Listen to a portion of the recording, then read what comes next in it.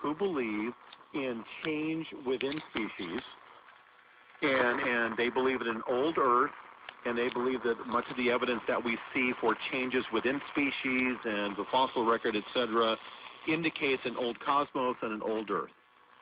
Hugh Ross at reasons.org is in that camp, okay? And I love Hugh. I have him on the show all the time.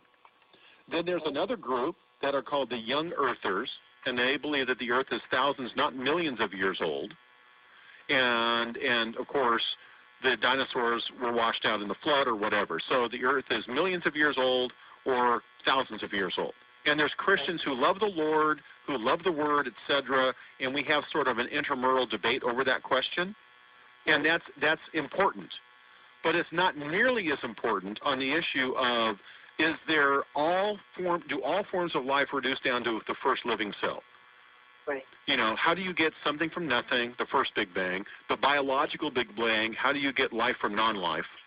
How do you get mind from brain? That's a whole nother issue. Right. And so when your friend is asking the question about what about evolution in God, you can simply say, well, there are a lot of Christians who accept, evolution. If by that you just mean simple change within species. But see, they don't mean that. They mean the creation of new species and new genus and new types and all this kind of stuff. Frank Turek. There's a difference between microevolution, what Frank was describing, and macroevolution. Micro is change within species, and macro is change across species, as if we have a common ancestor. Now, we were talking about this earlier in the show, actually, that science doesn't say anything scientists do. And scientists need to interpret the data. When they look at a biological entity, it does not say made by Yahweh on there. Neither does it say that this creature evolved from the first one-celled creature without intelligent intervention.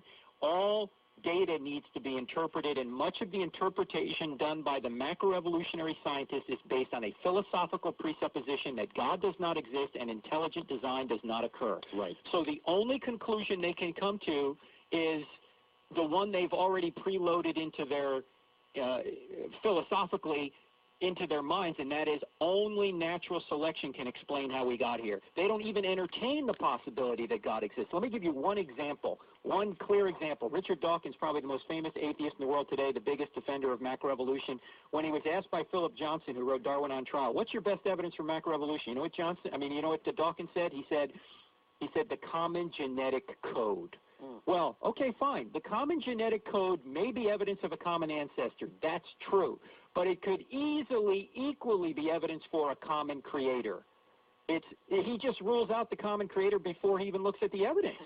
There is no way to know whether it's a common ancestor or a common creator unless you bring other data into the situation. And I think when you do, irreducible complexity, the fossil record, molecular isolation, you see that the scale tips highly in favor of an intelligent creator rather than a non-intelligent process. Now, Marcia, I don't want to give you, and we're doing it, and I apologize, we're giving you a drink from a fire hose right now. Right. So listen, here's the one thing. I sort of tell that you have a pen in your hand. I want you to write down reasons.org.